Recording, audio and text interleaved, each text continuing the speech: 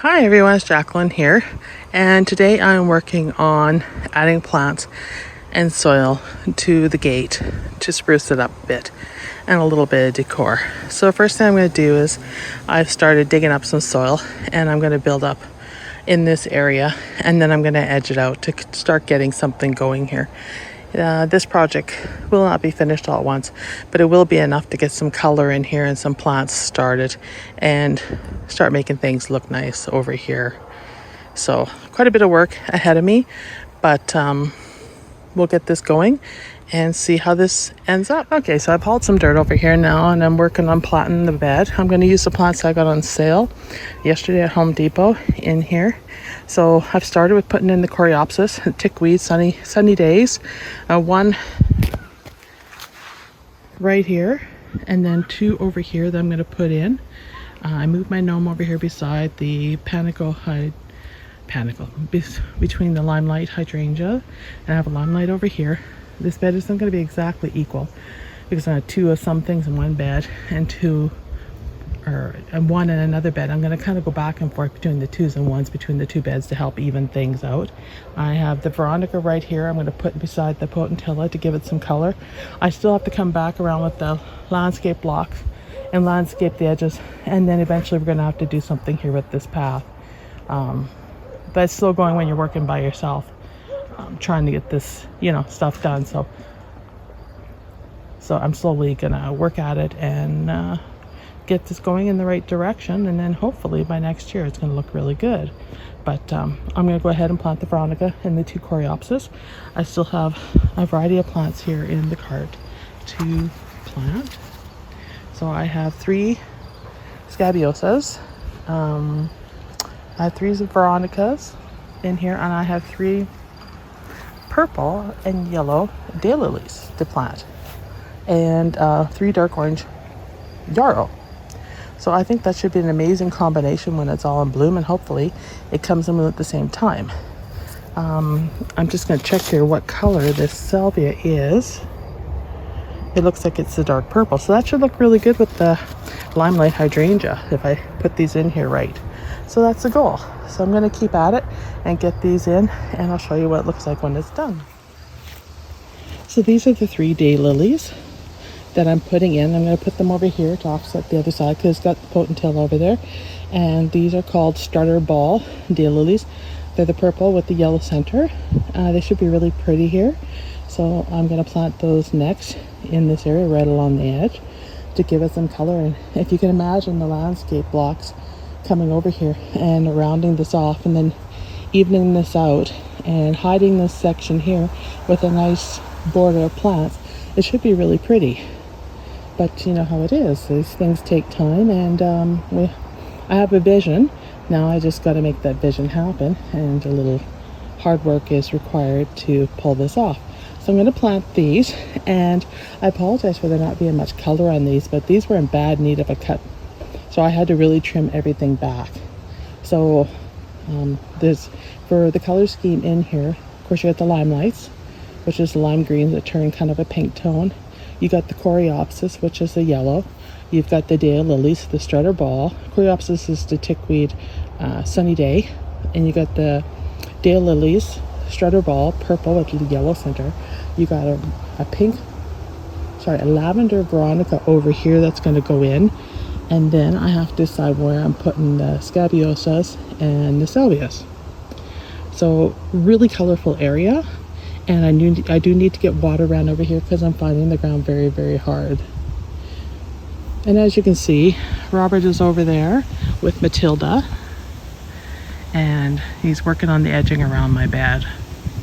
I was going to get blocks put around it, but he felt this would be a better way to go, so I'm letting him put that in, but the blocks may still end up going around it later if I get my way, just saying. So, a difference of artistic opinion. Does it happen in marriage or in couples? Quite often, actually, when it comes to design and landscaping. But I do need the edge there, so I'll at least get that part done. Okay, so the 3 daylilies are in. You can see them here along the edge. And I tried to add more of the fluffy daylily near the edge, so it looks a little more to offset the coloring based on the coreopsis in the back, which has more leaves. So that's in. I added the dark orange yarrow right here, and yarrow is really good for working with bad soil. It's really good for setting in its roots, and it likes it dry and it's not very picky, so it's a good plant for here. So the orange should be pretty. I offsetted that with a yarrow over here. I thought I had 3 plants. I only have 2, which is fine because this in a year's time we'll be able to split it.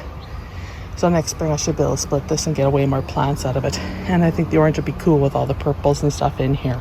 Probably the only thing I might need after to settle this bed down is more white, right? Just to calm the coloring down. But maybe I don't do that. Maybe I make it more tropical and I add more hot pinks and stuff in here along the edge. Like maybe some dianthus or something that would make a good border.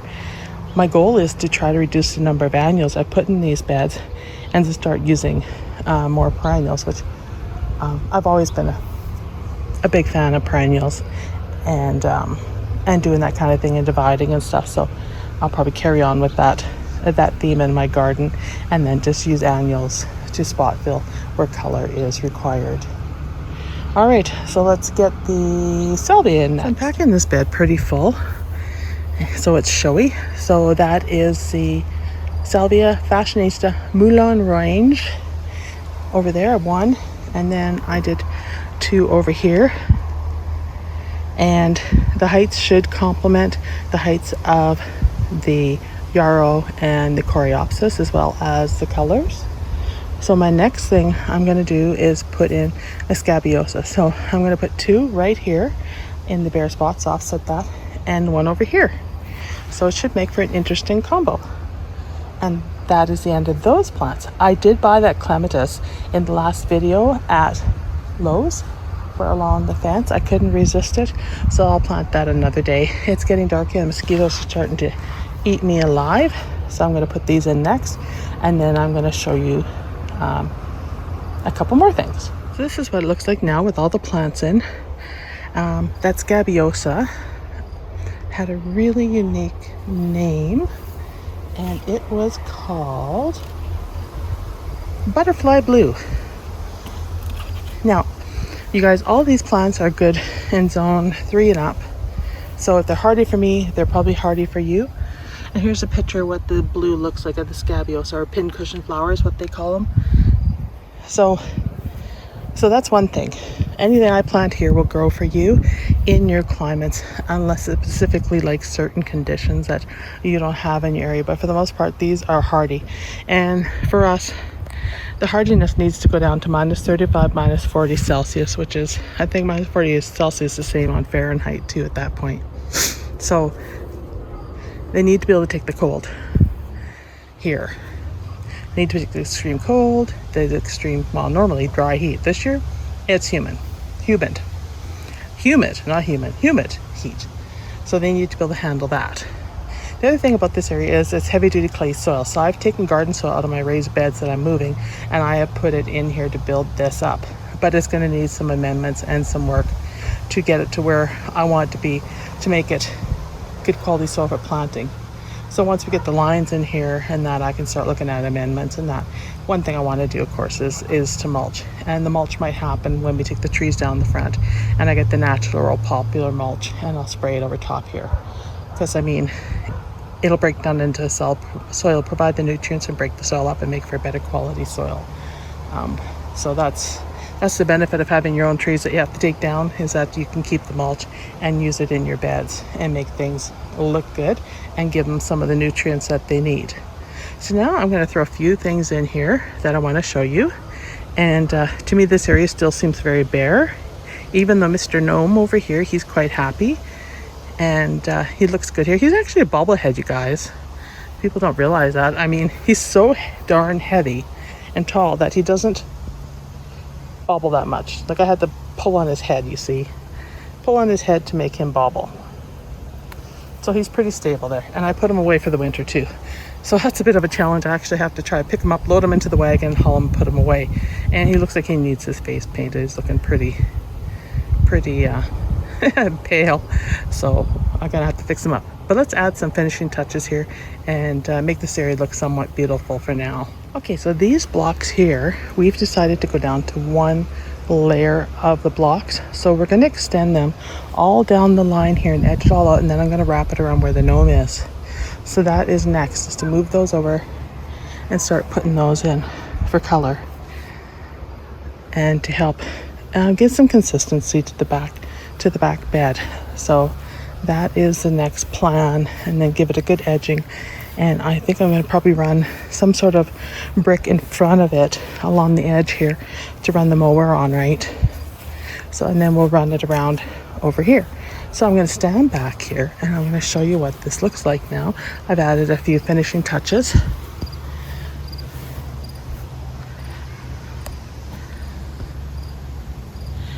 So I've added a metal arbor, and then I've added a welcome sign. Gnome welcome to offset the gnomes. So I will run vines on this eventually, and once we get the blocks and everything in there, and I want a path in here of some sort. I'm thinking probably a paving stone path in a brown tone to go with everything, and that should look really, really good. And then I'll build out the beds a little bit further and clean up this corner. But already just putting these beds in here has made a huge difference to the look of this corner. It's inviting now, which it wasn't before, but it's not where I need it to be or want it to be yet, but we'll get there. So I hope you enjoyed this video, and please like and subscribe. There's more videos coming, and I have to call it an evening because I'm getting eaten alive by mosquitoes, but I feel like I accomplished something. So I'll see you in the next video, you guys. Don't forget to drop me a comment and a like. Bye.